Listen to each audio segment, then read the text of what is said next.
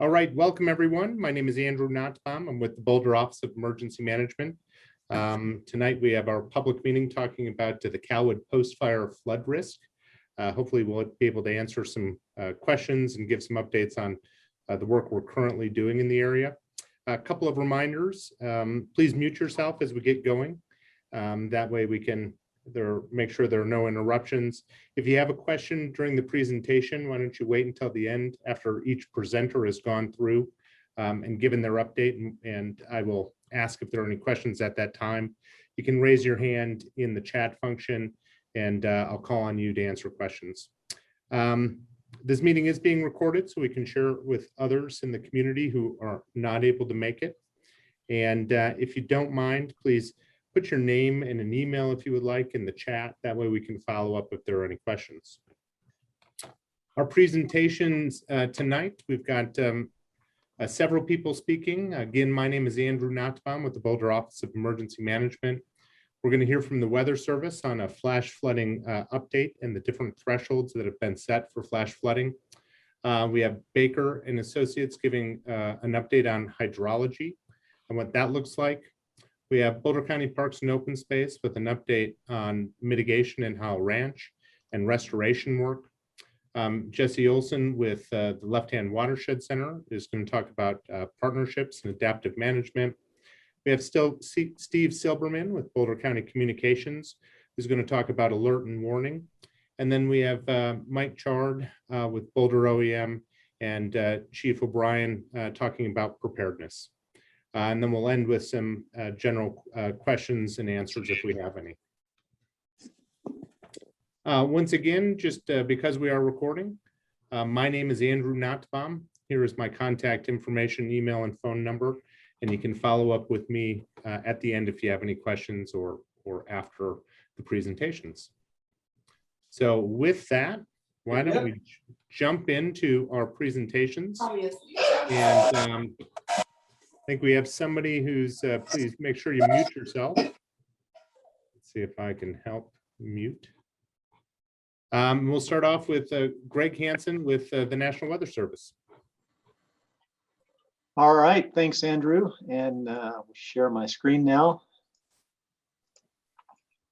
Here we are. And can you see it okay? Okay, very good. All right, well, thanks everybody. Again, this is Greg Hansen with the National Weather Service office in Boulder. Typically, I guess I get to go first because weather tends to cause the disasters, and then Boulder OEM comes along and cleans up after us. So thanks for having us here. All right, so first, why are these important? Why are we talking about burn scars? Why is this a big deal? In a healthy forest, the forest has the ability to absorb water, absorb rainfall. So that acts to kind of decrease the flood risk in those areas. So things like the tree canopy that will intercept the rain as it's falling to the ground, the layer of duff, the forest litter on the ground will absorb the rain, slow the runoff. And then just the roots and vegetation will hold the soil in place. You've got some evapotranspiration going on. So a healthy forest is good to keep that quick runoff from happening. As we have a wildfire come along, we see on this shovel here towards the end of it, a healthy dirt with some root structure in there. And this is a pretty well burned over example of dirt here at the top part of the shovel. No root structure, it falls apart pretty easily. So the heat from the wildfire destroys all those systems and makes the forest, whatever's left, not able to absorb that rainfall when we get flash flooding. The other aspect of that is hydrophobic soil. So that's where the heat from the fire vaporizes the organics in the vegetation. You know, the sap, the sticky stuff that gets on your hands at Christmas when you put your tree up. All that vaporizes in the flames, and then that vapor, some of it, goes up with the smoke. Some of it actually moves down into the soil until it finds a cool part of the soil that isn't as hot, and that condenses onto those soil particles, and you end up with a coated layer of soil that actually repels the water. So it doesn't absorb the water as well, even if we did have the canopy. This hydrophobic soil repels the water, so it's more like, water hitting an asphalt parking lot, just runs right off.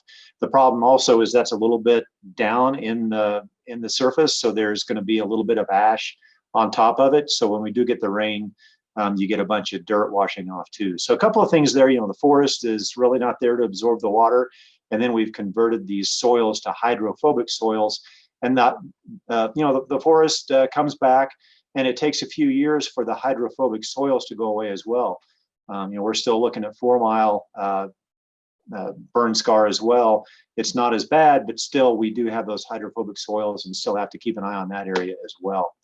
So what the Weather Service does as part of this is we are the warning authority for flash floods. It's the Weather Service has the monitoring capability. We've got the radars. We've got the 24-hour weather watch, forecasters watching the radar all the time. So we're working with Boulder County and our other burn scar area partners to do things like this, so people know what to do when we issue a warning. A couple of quick definitions. Flash flood is a sudden rise in water from rainfall. That's going to require an immediate action to protect life and property. So, that's the kind of classic wall of water moving down the canyon kind of thing, as opposed to just a regular flood, river flood, that is more one that's a slow rise in your larger rivers out on the plains. But in the mountainous areas especially, the flash flooding is the main threat to us. And then the debris flows are where we start to put the soil, the rocks and dirt that aren't held in by the root structure anymore. We put that in motion. Typically, to get that to happen, we need to have some pretty wet soil to begin with. There's been some preceding rainfall, and then one more rainfall event that gets things going and makes that debris flow. When we're warning, we can't really make the distinction as we're in the moment watching the radar. Is this rain going to produce a debris flow, or is it going to produce a flash flood? So we will always warn with a flash flood warning. And just if we think there may be some debris in there, we may comment on that. But overall, it's a flash flood warning you're going to get for either the flash flood or the debris flow. So after the fire, before the floods happen, we do things like this. We work with our partners to assess the post-burn flood risk. So led by the Forest Service, they have a burn area emergency response team, BEAR, that goes out and assesses just how much did we burn that soil. And they give it a level of the amount that's burned. Moderate to severe burns tend to have that hydrophobic soil and run off more. I think we've got, 45% or more or so of this area that's the moderate to severe burn severity.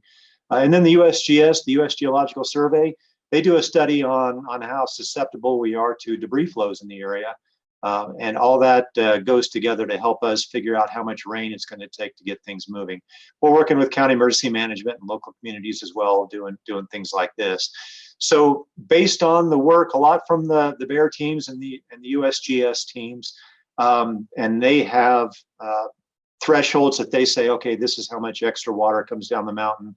And so we work with those. And then also our forecasters have a lot of experience with these burn scars. So we talk to our line forecasters and say, how much in the past have you seen rain create flash flood problems?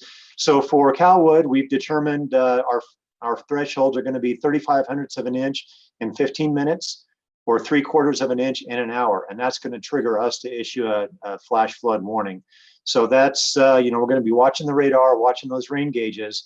And when we see those amounts exceeded, then we'll warn for it. These are just estimates right now. They're based on, again, our forecasters' experience and the output from these studies, but we still haven't made it through an event yet to see how things really play out. So that's something that's important to get the feedback on what happened after the rainfall, to see if we have had floods or not. Did we hit the threshold in reality, and what happened with that? So we could update those with experience. So if you have those numbers set in your head, that's great. But just keep in mind that we may change those in the future. Then during the flood, we're watching our radar, the rain gauges, making sure what the radar is estimating is what's happening with the ground truth of the rain gauges. And then again, when we meet those thresholds, we'll issue a flash flood warning. A little lower threshold, about 1/2 inch in an hour. We could do just a flood advisory. that's kind of a heads up to know that we're getting close to those flash flood warning thresholds, but an advisory is we're aware of something's going on and you should pay attention to what's going on as well. The goal is to get some lead time. You know, if we are tracking storms that are outside the burn scar area and they're moving in, we've got a history, we know how much rain they've produced as they have been moving outside the burn scar, and we can track those moving in, we can get some lead time. We can give you a heads up, you know, half an hour or so that these are going to hold together and make it into the burn scar. Sometimes, as we know in the mountains, those storms form in the mountains and they lock on the terrain. They don't really move, they stay put. And in those cases, there's going to be little to no lead time on these. The flooding happens on about the same time scale as the rainfall. You know, if we're looking at a 15-minute rainfall to create flooding, it's going to be flooding in 15 minutes. So there may be zero lead time on this. So we need you folks out there to also be aware of what's going on and look at those environmental cues and be ready to move as well. Again, that's our goal is lead time. Our goal is to give advance warning before these things come. But most times it's or sometimes we may not get that lead time. So what can you do if you're living in or downstream of a burn scar? You know, be informed and know what the forecast is every day. Know if today's a rain day. You know, keep tabs when we talk about the summertime monsoon, that the summer moisture is coming in. Know when that's happening. Just pay attention, and then know where your water comes from. Where's upstream? If you're in some small basin, you know, and it curves around the mountain, know where that is. Be aware that it may not be raining where you are, that could to cause a flood along that small stream. So know where your water's coming from. Have an idea if it's raining or not upstream from you as well. Have a way to receive warnings. We're pushing NOAA Weather Radio. That is a specific weather radio broadcast on a specific frequency. It's not AM or FM. You have to buy a special radio for that. But it's a great way. It's kind of the last resort. You know, if cell phone towers are out, phone lines are down, weather radio is still going to work. We're tied in with the state communication system, and the uptime on that is really good. So we are good proponent for NOAA Weather Radio.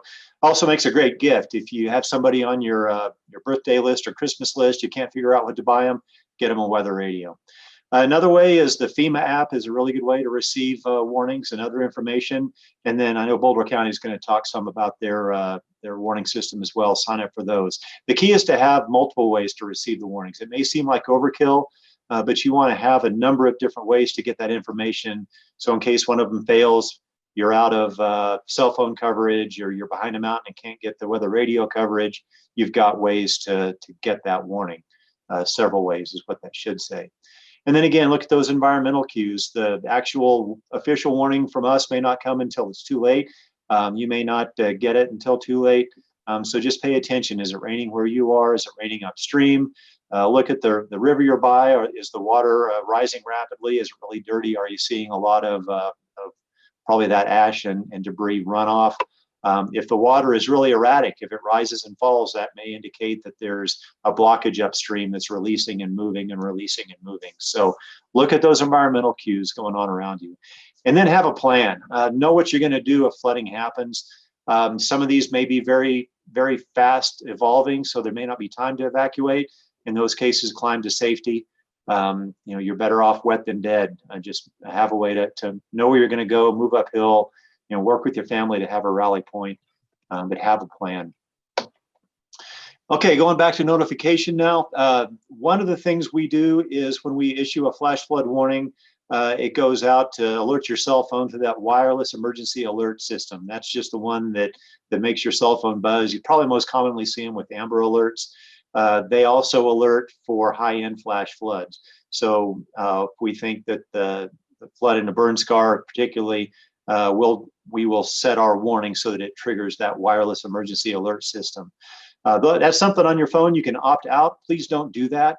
I know sometimes those other alerts can get kind of annoying, but you know, you may miss the one that will save your life. So please make sure you're opted into those WEA, wireless emergency alerts, because that's how you'll get our warnings. They're pretty well geo-targeted. If you're on the older phones, If you are inside the cell phone tower that's inside the little polygon we draw, you'll get the warning. Newer phones, maybe manufactured in the last year or two, have the capability to be very, very well located. They go off the phone's GPS, so there's not a lot of erroneous warnings outside the warning area. Again, no weather radio. If you're going to pick one up, I encourage you to do so. They're $20 or so. Anything online, if you do a search for NOAA weather radio, you'll get a bunch of returns for that. Two features I want to call your attention to is the tone alert feature. That's one that will wake the radio up, and so it'll wake you up. If you're in another room or sleeping, it'll have an alarm that goes off whenever we issue that warning. So that's a good way to get that notification. Otherwise, the weather radio just sits there. So the tone alert feature is really important. The next feature to look for is SAME, Specific Area Message Encoding. That way you can set it up to only receive warnings for Boulder County. That way, if we're issuing warnings further out on the plains, you're not going to be getting alerted for those. It is only county by county, so it won't really zero in just on the area you live. But it at least is better than being alerted for a lot of warnings in Weld County or something. So two features, tone alert, and the other one is specific area message encoding. Look for those two features. And then also a battery backup in case the power goes out. A lot of these radios have battery backup, so that's a good feature too. And then Boulder, I know you guys will talk more about your alerting system as well, so but there's a little teaser for that. All right, so the next thing I want to talk about then is how you can educate yourself. Again, a lot of this comes down to some responsibility of knowing what's going on, that situational awareness. And so to access weather information, you can go to our main webpage, weather.gov/BOU. And this is what the page looks like. I grabbed this when we had a winter storm going on. But this area here will always have mapped out whatever watches and warnings we have in effect. And so that's a good first look, is just going right there. If it's really high end day, we'll have this situation report, we call it up here. Will provide more information. One of the first things I want you to check out when you go to our webpage, weather.gov/BOU, is the weather story. This is down here in the lower left. This is what we think is important for you to know today. And when you click on this, you'll have a couple of different tabs, a couple of different options to look at. Throughout the summer, we're always going to have an active tab just for burn scars. So we've got a lot. We've got the Calwood Fire, we've got Cameron Peak, we've got East Troublesome, we've got Williams Fork. In the area that my office serves, we have quite a few burn scars to watch. So we are going to always have a weather story section, a weather story tab, just for burn scars. So you can check that on a daily basis, see what the rainfall threat is today in the burn scar. Are you going to be under the gun or not? So check out that weather story every day. The next thing to look at is the hazardous weather outlook. Going back to this little map here in the center of the page, always on the right, no matter how much weather there is, there's always going to be a hazardous weather outlook. And so if you click on that or type in weather.gov/BOU/HWO for hazardous weather outlook, this is a plain language text product that we create every day with what's going to happen today and what's going to happen days 2 through 7, so up to a week out. So this is another place to check just in plain language. Is it going to rain or not? The burn scars, what do I need to do? It has its origins to support our weather spotters, and so we've got an activation statement in there of whether or not we need to activate the spotters today. So we've talked about our main webpage, our weather story, and our hazardous weather outlook so far. Now, if you want to get a little bit more in depth on what the forecasters are thinking about and talking about, the area forecast discussion. So it's weather.gov/BOU/AFD for area forecast discussion. Gets you into the mind of the forecaster. So there'll be a lot more technical information in there, but we'll be talking about uncertainties. How confident are we that the rain's going to materialize today? How confident are we in the rainfall rates? That'll all be contained in the forecast discussion. And what I've captured here is a hydrology section. We're always going to have throughout the summer a hydrology section addressing just the rain threat or not. We'll say if there's no threat today, we'll have that in there too. But that area forecast discussion is always going to have a hydrology section Boulder. This may be a bit of a surprise to you, but we just decided this in the past couple of days. So you can always check our AFDs and see what we're thinking about. So I grabbed this today, 9:38 this morning, and we were talking about the showers and storms that could develop over Cameron Peak, which indeed they did later in the day. So check that out as well. And if you're feeling a little weather geek, and you may be because you're here, this is a good way to geek out on what the forecaster is thinking. All right, and then get involved. Report what's going on. We want to know what's going on, maybe a little bit below those flash flood warning criteria. So if you've got a rain gauge out and got a 1/4 inch of rain in 15 minutes or so, let us know. Again, that 3/4 of an inch in an hour is also good. Let us know if there's flooding going on. Let us know if you're seeing debris flows. After the rain is over, if you are, can see, how high the stream got, or if a culvert blocked up or something, pass that on as well. That's all good information. Even if no flooding happened, that's still good for us to know, because again, that helps us calibrate what we're seeing on radar with what the impacts actually are. Because we do want to dial those in so we're not over warning. Probably early on, we are going to do false alarms. We're going to warn too much until we get those thresholds really dialed in well. So how do you communicate that to us? Over here on the right side of the graphic, we're on social media, Facebook, NWS Boulder. We're on Twitter at NWS Boulder. We also auto tweet all our warnings. So if you follow us on Twitter, you'll get an alert for those. So at NWS Boulder is what we are. And then about everything we post is #COWX for Colorado weather. If you want to submit a storm report online, there's a website for that. And all these web links I'm talking about, once I'm done talking, I will throw those in chat as well, so you can go back and look at them. But there's an MPing app. CocoRaws is a great way to get involved as well. Citizen Science Project actually started up at CSU. Very good way to report rainfall as well. All right, and then we do have one more opportunity for the citizen scientist in you. We are doing a foothills version of our spotter training. This is to highlight burn scar flooding and that sort of thing. And we'll go into the reporting of hazardous weather again in that as well. So if you want to learn a little bit more about summertime thunderstorms and with a focus on the mountains and foothills, this is where you do that. Weather.gov/BOU/spot training.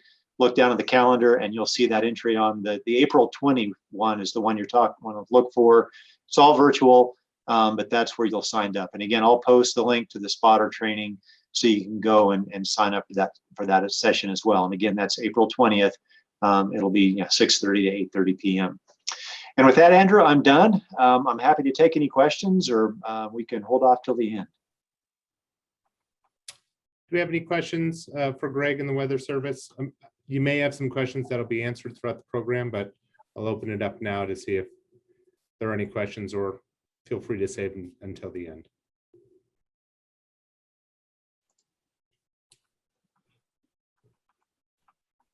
All right, let's move on, Greg, and we'll see if we have questions at the end.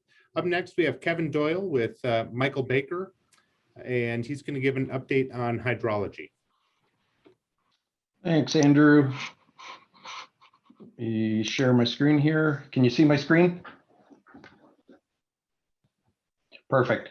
Yeah, and I think Greg gave a really nice summary of the impact of wildfires on flood risk and how it's really important to get as much lead time to these warnings and forecasts to keep people as safe as possible. What we're attempting to do is increase that lead time even more by analyzing what the potential impacts of some of these forecasted storms would be, specifically related to the extent of the flood risk and where some of these roadways and bridges and culverts are going to overtop, so that OEM, when they see the forecast, can do a more targeted notification of people who might be impacted by them. The way we're doing this is we're creating, it's actually a combined hydrologic and hydraulic model. It's a somewhat newer technology. It's called a rain on grid or rain on mesh model. And And we're creating this not only for the burn scar area, but for the entire Left Hand Creek watershed and St. Vrain Creek watershed, so we can also analyze the impact of water coming into the system. So what you see here on my screen, the upper left is actually just the topography of the burn scar area. And what we do with that topography is we create what's called a grid or a mesh. And each one of those mesh points has an infiltration rate associated with it. So then we can apply rainfall to those grid cells, and not only will it calculate how much is going to run off, but it will also calculate where it goes. And what we're going to do is we're going to run this model for a wide variety of events, precipitation events that we might think would come this summer, starting all the way down from 1/4 of an inch an hour, so below the National Weather Service threshold, all the way up to 3.5 inches in an hour. So we're trying to bookend, what we would anticipate during the summer, and then we'll have a whole catalog of flood risk mapping for all those events. So if the National Weather Service comes out with a forecast and says, hey, Boulder County Office of Emergency Management, we anticipate you're going to get 1 inch an hour coming your way, we know what's going to be impacted. And here in the upper right, what you see is, again, a focus area of ours where we're really concerned about bridges and culverts and roadways overtopping and the transportation features being impacted and people's travel being impacted.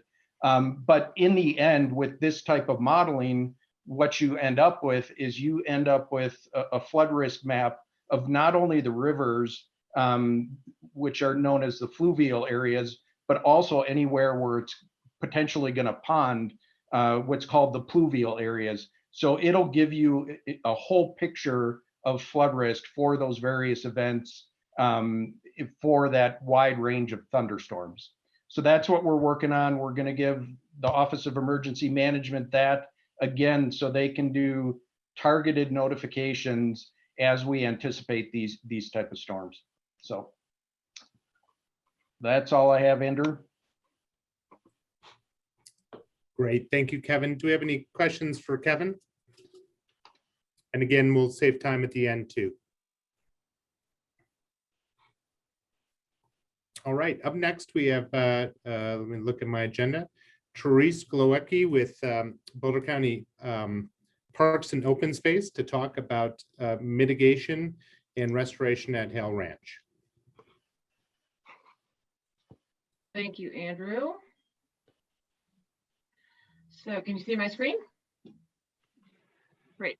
So good evening, everyone. I'm Therese Glowacki. I'm the resource manager for Boulder County Parks and Open Space. And I'm just going to run through a quick little slideshow telling you what is happening in the burn area for Boulder County and restoration. So this map just shows where the burn is in relation to where you all live. So this is Highway 36. This is the 10,000 acre Cowwood fire. This dark green is Hile Valley Ranch. So you can see about half of Hile burned. And then also a little closer up, here's the close up of the 10,000 acre burn scar. About half of the burn is on county open space or conservation easements. That's what these kind of middle color green are. So with that in mind, this is what it looks like on the ground. It was a pretty hot fire, and as you all know, it moved really, really fast through the landscape. And it burned our bridges, it burned fencing, it burned a lot of trees. And so in some areas, the trees don't look that bad. You're like, well, hey, this looks like it was a decent prescribed burn. But in some areas, the trees are just completely gone. So very hot fire where everything, including the vegetation on the ground, is gone.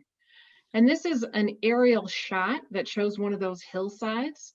This is the area above our trailhead, parking lot, access roads, and trails.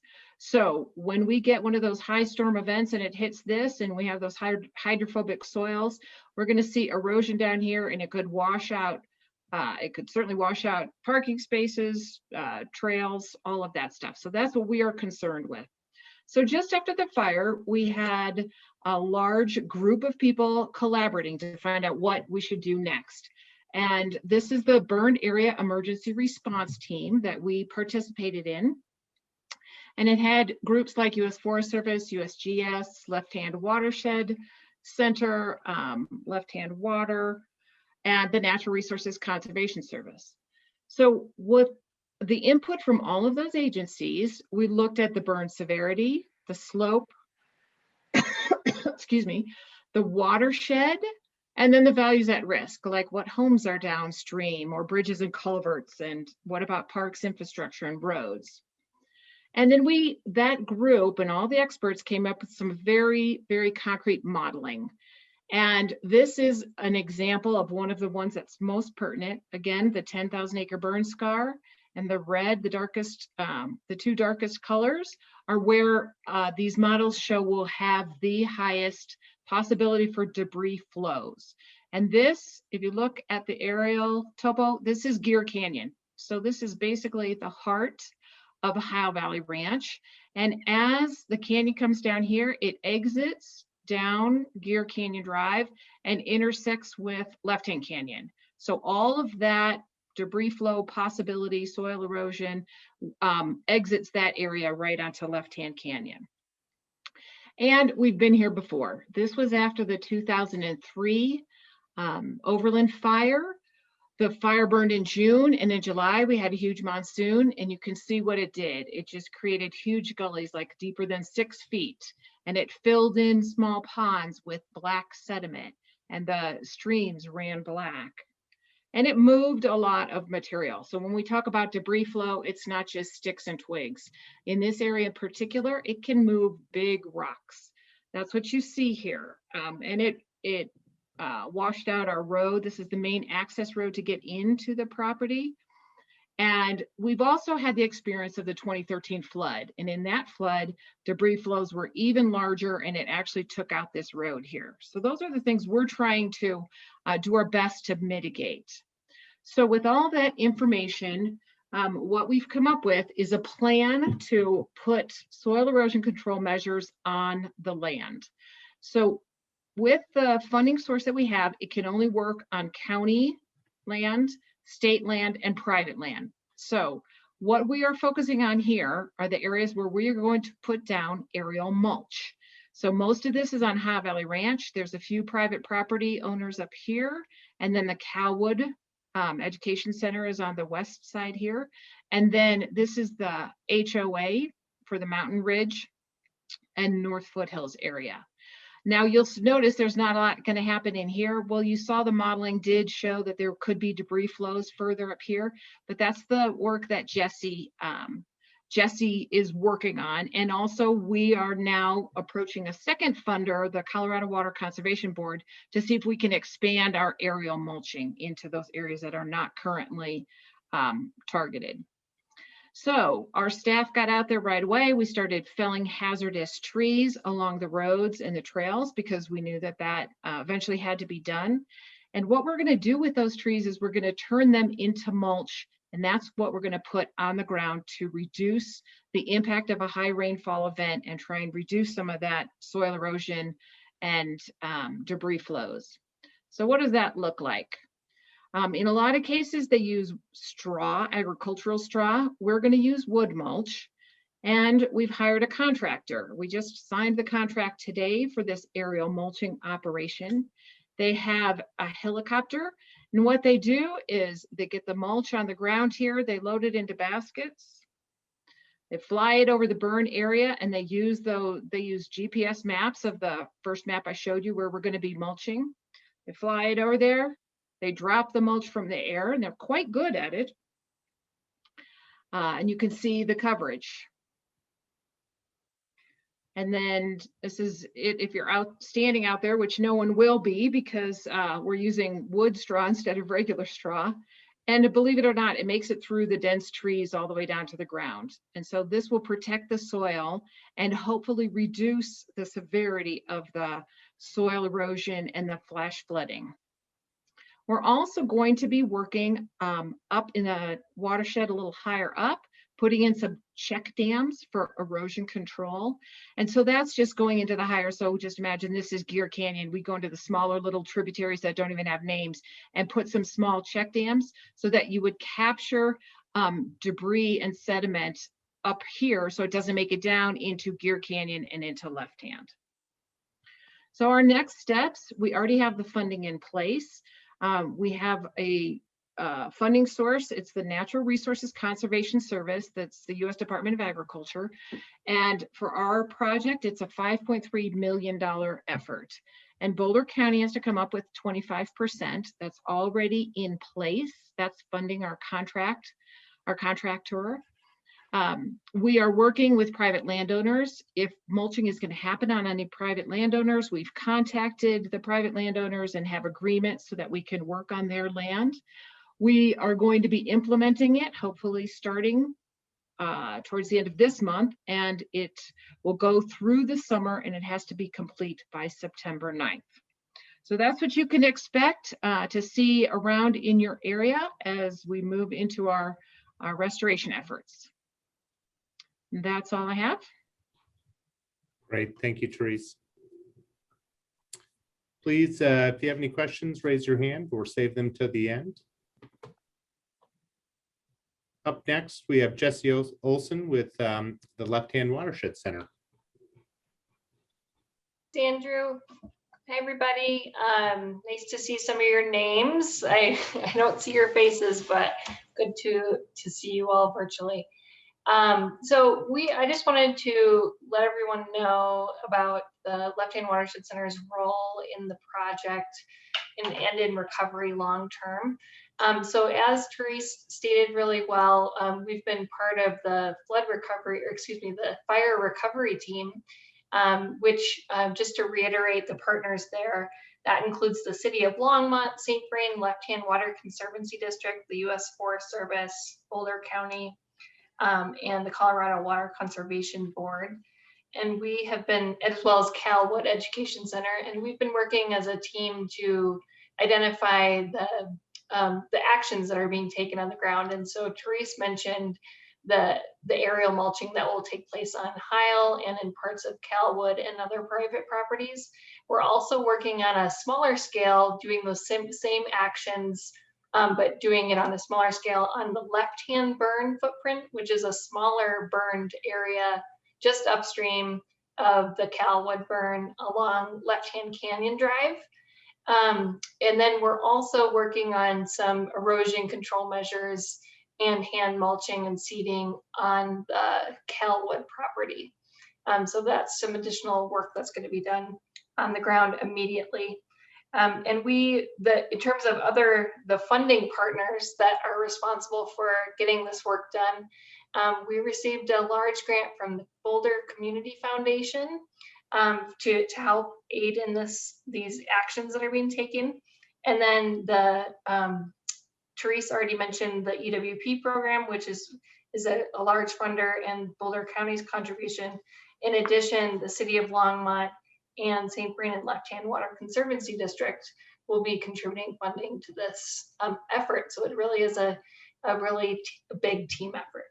And then we're also looking at longer term adaptive management and monitoring, and particularly looking at the sediment inputs into the stream and soil stability. So we are setting up paired plots on the terrestrial landscape as well as in the river to see if the treatments are working in terms of keeping the soil on the land, as we're all concerned about soil running off. And so we also have funding to be able to follow up if we're noticing issues. And those follow-up actions can include additional seeding, additional mulching, and additional erosion control measures.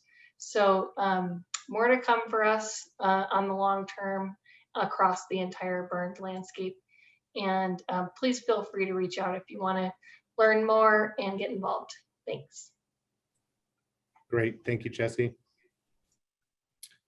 Steve Silverman, we have next with Boulder County Communications.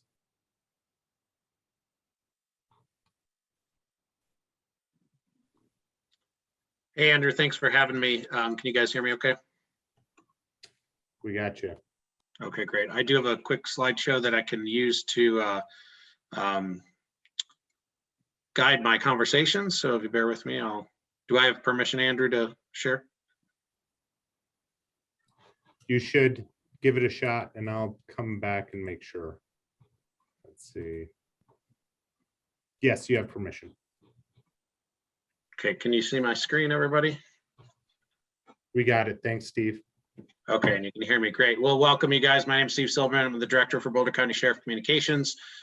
We are the dispatch center that serves the area that we're talking about tonight when it comes to dispatch services, answering 911 calls, and sending emergency notifications. I'm going to go through a little bit about what that means for us and how that affects you guys as citizens in the area. If I can get my next slide. So, okay, you guys see that. All right. So we are one of 4 dispatch centers in Boulder County that are made up of a Boulder Regional Emergency Telephone Service Authority, and that is the funding source for us. On this list, we're the 3rd one. City of Boulder has their own. They dispatch for the City of Boulder Fire Department. Longmont dispatches for their Longmont Fire and Police. City of Boulder also does their own police department, and then University of Colorado handles the University of Colorado Police Department. As a dispatch center, our county agency has 35 different user agencies. So you guys fall within ours. How does dispatch work with respect to the emergency notification system, which is noted there as ENS, Emergency Notification System. So it is a system used to ask citizens to prepare to take action or to take action. The most important thing I want to convey tonight is it doesn't replace being aware of your surroundings. It is a tool, and it's a really valuable tool, but we don't want everyone to rely specifically on waiting to receive a message from us to take action if they feel either a threat to their surroundings or want to take it upon themselves to leave the area or climb to higher ground. There's a few options to receive these messages. I know National Weather Service, Greg talked about how they send information, and this is a separate system, although they are tied together in some ways. So our system is, you guys could receive emergency notifications either by your landline or to opt in and then select the way you want to receive it. And I'll go through each one of these real quick so you understand clearly. If you have a landline, and the way we describe a landline would be a CenturyLink to old school telephone landline, or an Xfinity or Comcast cable phone. Those phone numbers are preloaded into our database 4 times a year. We purge the ones that no longer exist, and we update the ones that people may have signed up for a landline. As you can imagine, people are slowly or quickly getting away from landline technology, but we still support it when it comes to emergency notifications. So if a citizen does not or has a landline, Comcast or CenturyLink, it is automatically loaded into our system for voice delivery of any message that we create. As a citizen, you also have the opportunity to sign up, and I'll work with Andrew to make sure that's, that link is sent to this group. But on boulderoem.com's website, there is a little red button that says sign up for emergency alerts. You can, as a citizen, put 5 different locations that you want to be notified if a message is sent for that specific area. For example, I live in unincorporated Boulder County, so my home address is my first location. My wife is a teacher in a school in Boulder County, so that is a second location. The comm center where I work is a third location. And then my in-laws who live in Longmont are another location. I can put up to 5 locations, and any information that is sent or created for any of those 4 places, I will receive. I can receive them by voice, and that means landline or cell. I can receive the, I can choose the order for how I receive them. Some of the other ways I can receive them, which aren't bullet points on this list, which I'll add for when we send this out, but you can receive a text, you can receive a fax if you still have a fax, you can receive an email. As a citizen, you can choose what order you want them to go to you. So for me, if I get an emergency notification, I want it to be texted to me first, then voice, so then to call me, and then email me. You can choose your order.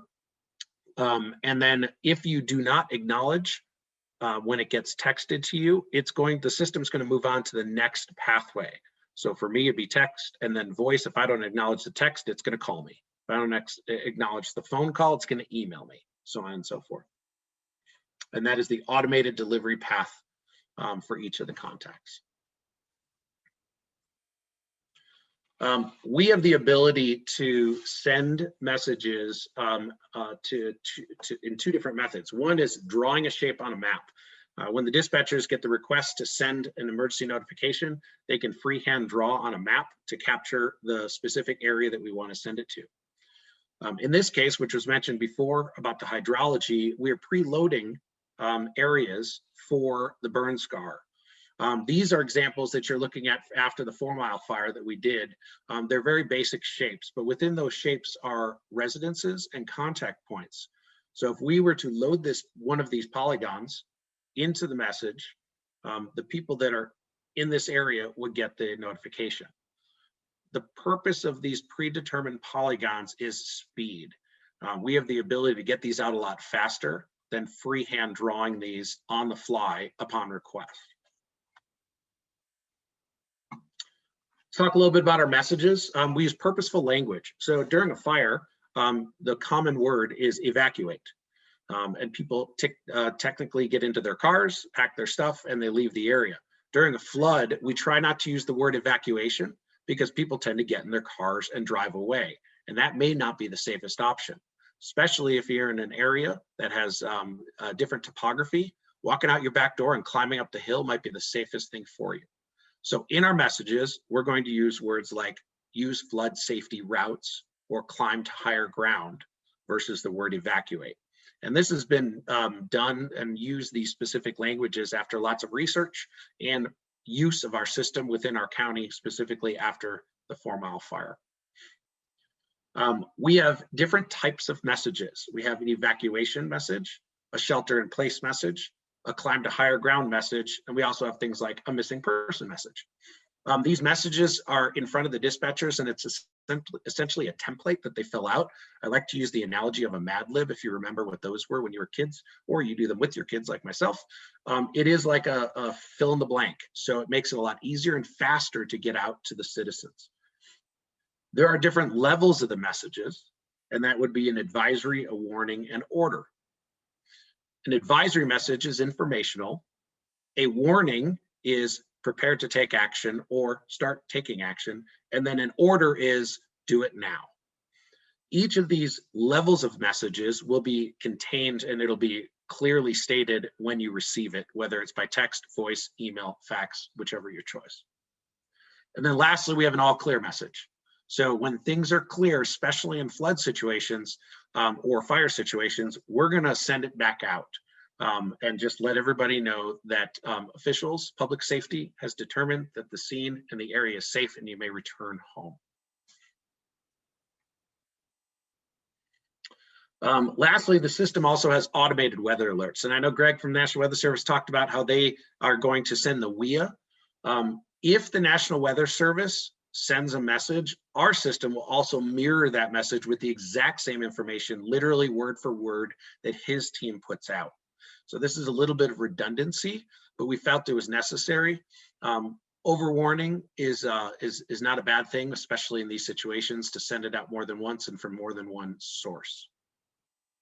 And lastly, I just want to make sure I reiterate, our systems are really powerful and it's a great tool, but it doesn't replace being aware of your surroundings and taking personal action if you guys feel the need to do so in whatever situation that you're put in. That's all I've got, Andrew. Great, thank you, Steve. And we make sure we did put the sign up for Everbridge into the chat, and we can follow up and send that out after. Up next, we have the Director of Boulder Office of Emergency Management, or Office of Disaster Management, Mike Chart. Good morning, or excuse me, good evening, everybody. A lot of information tonight, and there's a lot of things that probably are going through your minds and questions. What I'm here to do is to let's talk about risk and hazard.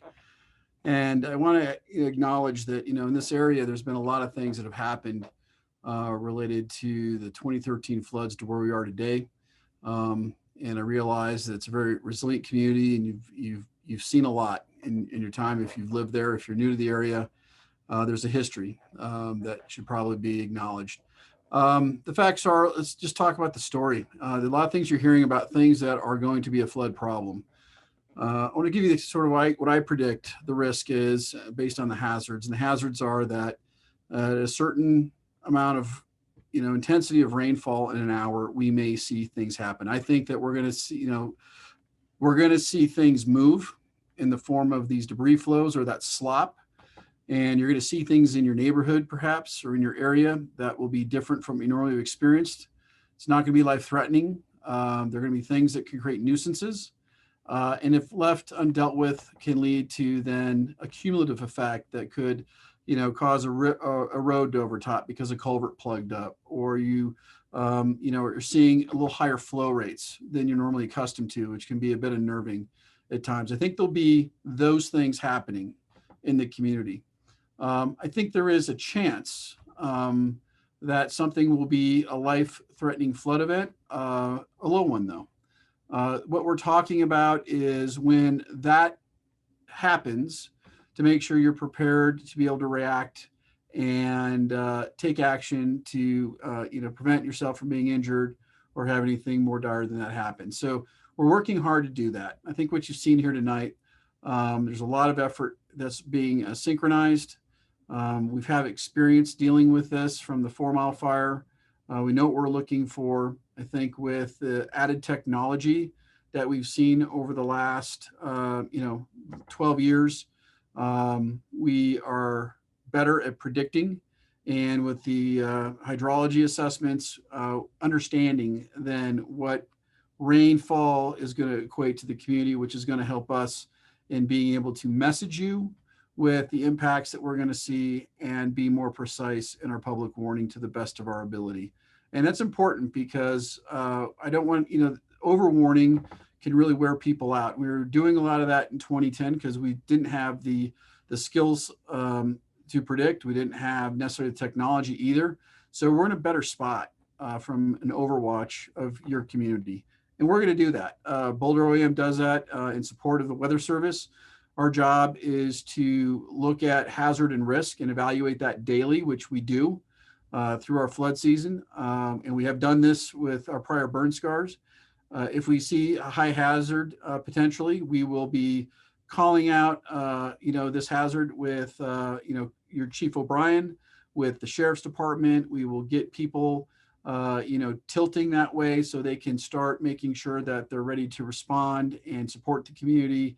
We'll be messaging these things to try to increase your awareness so that you're able to make decisions based around where you live in relationship to the hazards. And you'll start to see what that looks like once we get more information. So this is not a one and done here with you. This is the start of a relationship that we're going to have for a couple of years.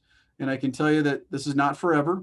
We make it through the first year. We're through the first step of this and getting to a better place.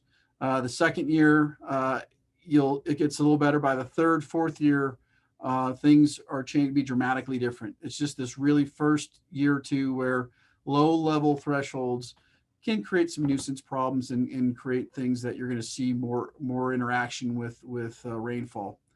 On that, I do have some slides to show, so I will share that really quick just to run through that. Okay, and let me bring that over. Probably too excited to see my schedule for the week.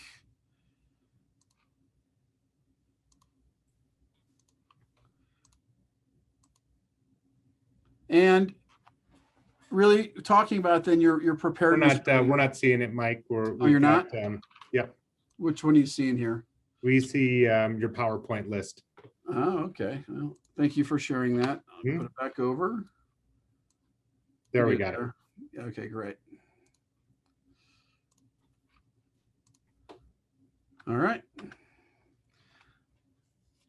Preparedness and resiliency are two things to look at.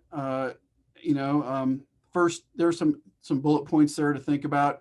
Hazard and risk, we talked a little bit about that. You've heard a lot about how to get the warnings. I think you spend some time in figuring that out. And we'll talk a little about that here in a second. Do you have your evac plan? Do you have a relocation plan? How do you communicate with family members if you're at work and someone's at home? And this is all for that stuff when the day comes where maybe we have to do a flash flood warning and you have to take some action. So this is where we want to make sure that you have the preparedness level. And then, do you have supplies? There's a lot of things you can do to be prepared, but really just even for just 24 hours or 12 hours, being able to get away until the risk subsides and get back into your home. And then things like how are you protecting your neighbors? You get out there after these events. The next thing you want to do is not hurt yourself.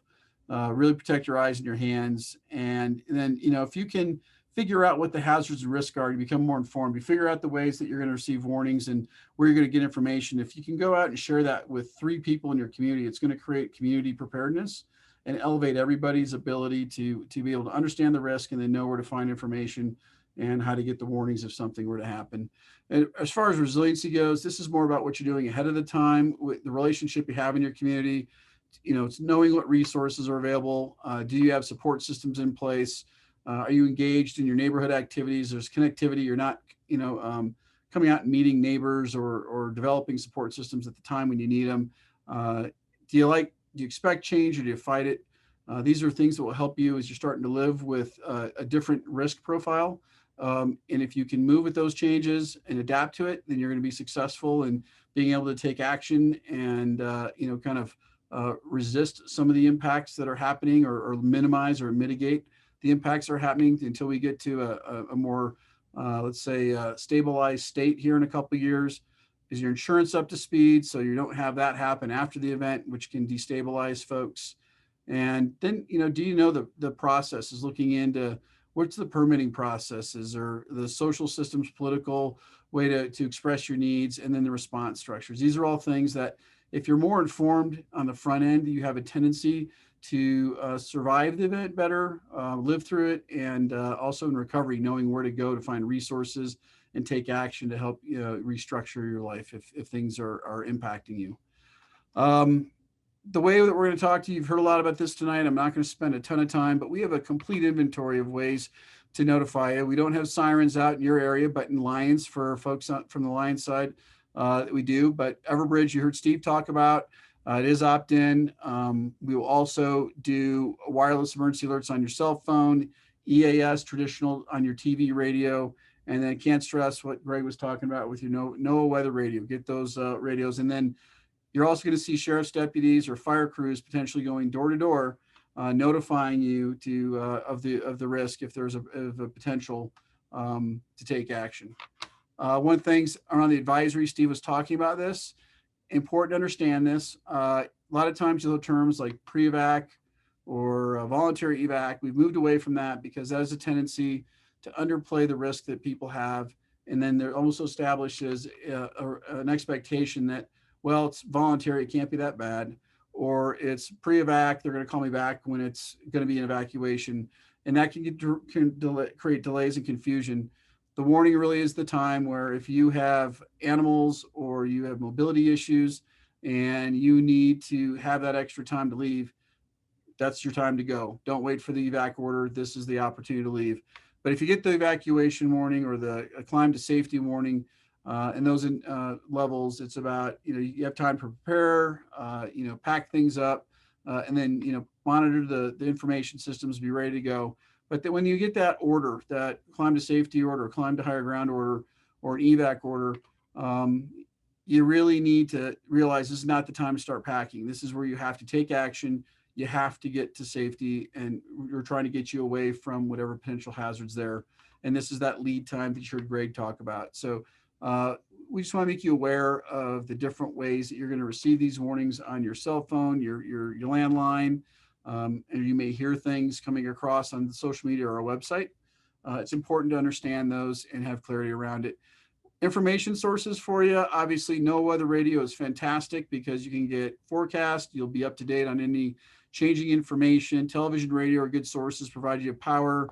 Your smartphones are excellent sources. Then also the social media. And the big one here is our website, boulderoem.com is our emergency status page.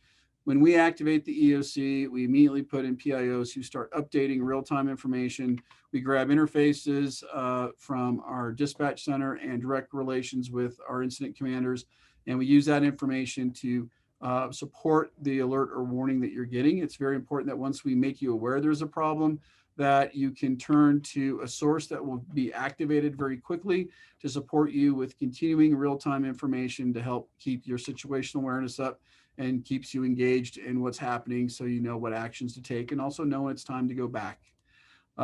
This is a picture of our website. You'll see the sign up down there at the bottom.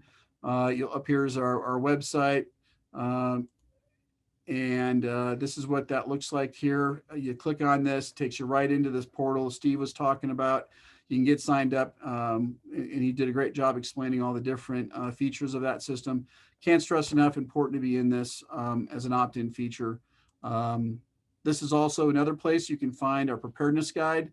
It's a great document, gives you information if you want to know more about flood risk and many other hazards in Boulder County, maybe what needs to be an emergency go kit. That is there. It's also in Spanish, but that's also on our website. You'll see it up there at the top in our menu options to get access to that. Mike, And can then- you slide down on your slides? I think they're not showing here. We see it's in it's not in showing mode. Oh, it's presenter mode. Yeah. That's great.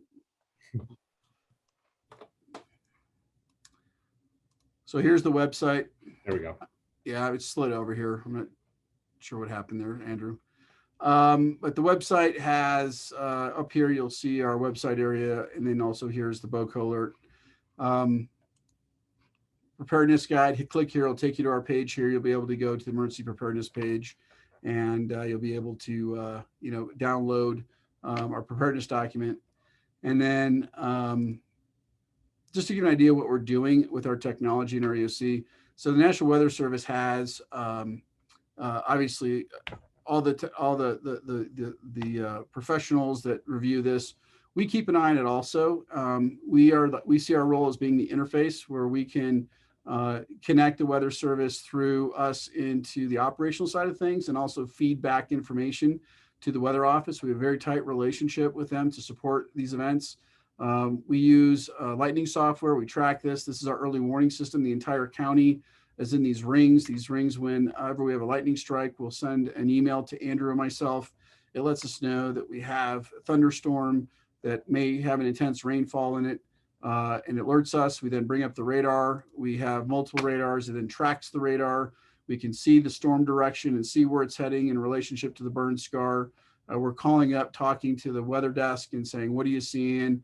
They're calling us, letting us know that something's really looking like it could be a problem.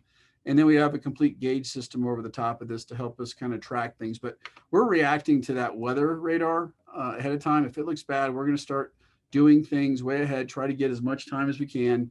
And we're, in many cases, especially with what you saw with the grid system or the mesh system, it even gives us more detail to understand impact. But we also have the gauge system to help confirm what we're seeing in the radar and use these to help with decision assistance. And then we're using all this information and contacting your fire chief or the sheriff's deputy commanders to say, hey, look, here's what we're seeing. And with the impact assessments that you heard earlier on, it helps us even go further to say, here's what we're going to see and where. So that's just kind of where we are. So in closing, we got Chief O'Brien on. I'd like to open the floor for him to add in. But from my perspective, I just want you to know that, the story to be told right now is that we're going to have, probably not significant, but there will be incidents that occur with rainfall that will move some debris around in some mud, some slop, and there'll be some increased flows that you'll notice that will look initially as all that ash and everything washes out, looks intimidating, will look different, and keep an eye on it. Pay attention to the environment, report things that you see, and I'll Steve maybe talk about that with the road maintenance as far as what number to call dispatch if you see something on report that stuff so those cumulative effects don't cause a larger problem. And, just have that means to receive a warning and understand where to get information. So on that very rare case where we do have a problem and we need to get you moving, we can all be on the same page and make that happen effectively, and you'll know what actions to take. So that's my presentation. And Chief, do you have anything to add at all? Really, Mike, I just wanted to thank everyone for being here tonight. A lot of really great presentations. And I want to reassure folks that we have a really terrific team with a lot of really powerful tools. We work well together. We have for a long time. And I got to say that, the thing to keep in mind is that we are here and available for all of our communities to help out in any way we can. And we rely pretty heavily on the information that feeds out of the ODM. So just appreciate everyone's time. Great. Thanks, Chief, and thanks, Mike. I think we had a couple questions in the chat, and we can open it up for questions. Rick, are you still on? You were tracking a few questions, I see. Yes, this is Rick Hackett from Community Planning and Permitting. Therese, if you're still available, there's a question that came in that asks, will Heil Ranch remain closed? Oh, that's a very good question. So we are requesting to have the south end of Ohio Valley Ranch closed until the end of September. That will go before our county commissioners next week. And if we get that approval, then yes, it will be closed until the end of September. And then we'll evaluate how the trails and the parking and the access roads handle this summer, and evaluate whether we can open the trails on the southern end. And it may be, it's not an all or nothing necessarily. As many of you might know, the northern trails in Ohio Valley Ranch are open because we've removed the hazard trees and people can safely recreate up there.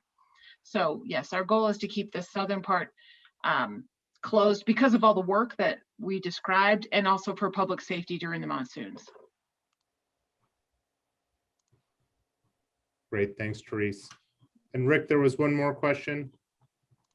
Yes, thanks, Therese. This is Rick with the Community Planning and Permitting, and I put a link in the chat to the Ohio Valley Ranch Recovery webpage that Parks and Open Space has. There's a lot more information there about what Parks is doing and timeline for some of the work that is being scheduled currently, and work that's already been done so far. The next question that came in was, how do Boulder County flood hazard maps correlate to various flash flood events?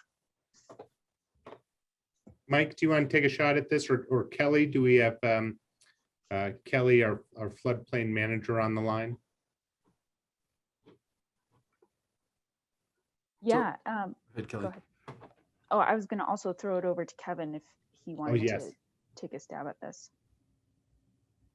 Yeah, I can take a stab. So it's going to be different in two respects. One, the burn area has changed the watershed, so you're going to get a lot more runoff from smaller events in that area. And two, what we're really focused on, at least initially, is those smaller duration but intense thunderstorm events and what impacts those have. The flood risk study that was done post 2013 looked at a much bigger event. It looked at the 2013 event, which was essentially a 7 or 8 day event, and then it applied a rainfall that was a much bigger and longer rainfall, slightly less intense. But what we're focused on is those summer thunderstorms that we anticipate would be coming down. So, in certain areas, as we get to the upper bookend of the events that we're running, it might look pretty similar, but on the lower end, it probably will be slightly less. Great, thank you, Kevin. Any other questions? Open forum. Feel free to drop them in the chat or raise your hand, or just go ahead and ask a question if you have one. I'm not on their video. This is Linda Sodders. Can you hear me? Hi, Linda, we have you. Yep. Okay, I do have a question. we're in between Mountain Ridge and Heil Ranch. And so that's where our home sits. And I just had a question about we're doing a lot of our own tree mitigation from the fire. And I just have a question about the mulch. If there's a way to, first question is, we did hear that the county is helping down in Mountain Ridge with the taking some of the dead trees down. So am I to assume then that the county will also be helping them with the mulch? Therese, that's probably you, right? Yeah. So how we're working with the community in Mountain Ridge and North Foothills, and Chris O'Brien can weigh in on this as well. So community members that have hazard trees on their private property are paying for the tree removal. And as it stands right now, they're paying Left-Hand Fire to do that tree removal in some cases. We're working with Chris and the Homeowners Association to have the trees staged in a central location so that we can get in there, get those trees and use them for the mulch. So that's how the trees in that area are being used. Which is great. And before I forget, the whole presentation was very informative. Really appreciate it. I guess I was just concerned about the helicopter flying the mulch and dropping it, because we're sort of in the middle. I'm assuming that is not how it would be put on at Mountain Ridge by helicopters because of the homes. Well, actually, none of the mulch is going to be put on private property in the Mountain Ridge subdivision. It will be put on the HOA land that has a conservation easement above the homes. That would be us. Yeah, so none of it will be on your private property. The helicopter won't be dropping any mulch on your private property. The helicopters are required not to fly over homes or over people. So all the flight plans will be from the staging area to the area where they're dropping it, and it will not go over homes or roads for that matter. And hopefully never on a windy day. No, they have all their criteria. If it's high wind, they don't fly. Yeah, all kinds and of I'm things. not trying to be facetious. It's whenever the wind blows, we get a lot of soot. Oh, I'm sure. Yeah, with all the soil that's been burned up there, I'm sure. Yes, that's why it was very informative about the ground. And I'm really happy when it snows, because then we don't get the soot blowing. Mhm. Well, hopefully the mulch will reduce the airborne soil erosion as well. That's part of the goal. Right, and we are doing our own, so that should help Mountain Ridge and Lake of the Pines. Great. And how are you doing it? Are you hiring a contractor? We have our own people doing it. And are you using wood or straw for your mulch? We're using the trees. Yeah, exactly. Yeah, So and then we'll probably reseed, with a hydro seeding at some point. Yeah, great. That's great. Thank you. You're welcome. Thanks, Linda. Additional questions? Again, this is Rick Hackett, staff. If you have a question, you'll need to unmute your microphone if you want to ask it to the panel, or you can type it into the chat box if you prefer to do it that way. So either way, we can answer your questions if you have more. And just a reminder, this presentation has been recorded and will be posted to the Community Planning and Permitting YouTube channel. I just put a link in the chat. That's the general Calwood fire recovery information for residents. We'll post a link there as soon as we can get it posted. And a reminder, if you have any friends who didn't attend or may be interested, you can feel free to share that with them. We'll follow up with an email too for everyone who's attending. We'll give you an email in a day or two with the link to the recording. So if you want to share it with anyone.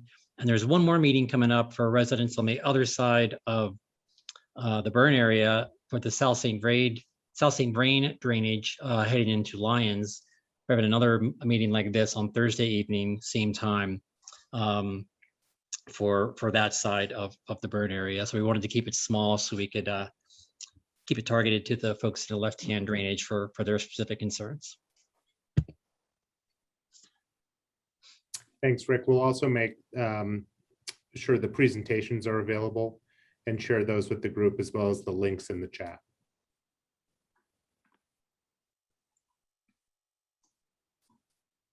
Last call for questions. Give it a minute here, but any additional questions? If not, really appreciate everybody taking the time to join us tonight. We'll make sure this information is available, and thank you to the presenters for sharing some really great slides and some good information. So, Thank you. all right, thanks everyone. Thank you. See ya. Thanks for the great presentation. Excellent.